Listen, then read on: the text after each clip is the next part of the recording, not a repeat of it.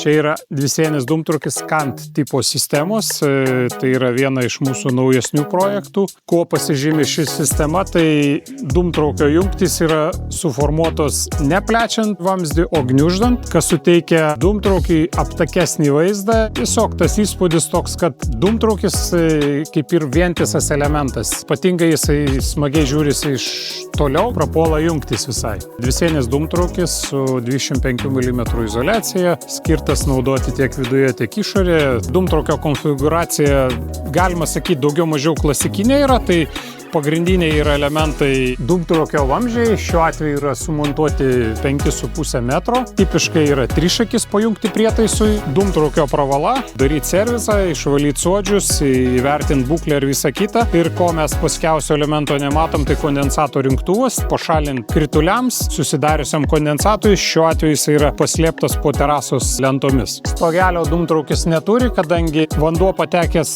kritulių pagalba jisai lengvai pasišalina per kondensato rinktuvą, o dėl estetinio vaizdo ar dar kažkokių priežasčių klientas nepageidavo instaliuoti stogelio.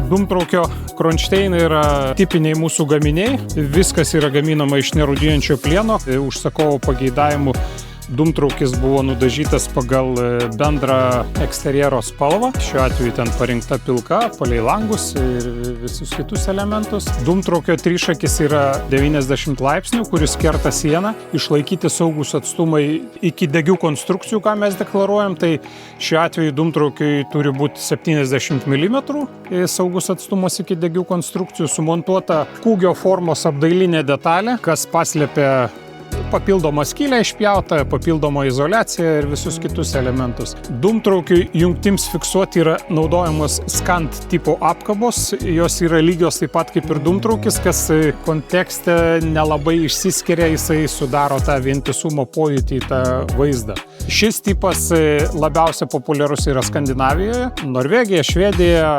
Pas mus tai šiokia tokia naujiena yra, dar tik tai einam į rinką. Tokio tipo dūmtraukius labai vertina dizaineriai, mėgsta rinktis. Mūsų įmonė tokį dūmtraukį, tokį projektą gali įgyvendinti maždaug 2-3 savaitės. Instaliavimas nėra sudėtingas, perskaičius mūsų montavimo instrukciją, tai vienos dienos darbas.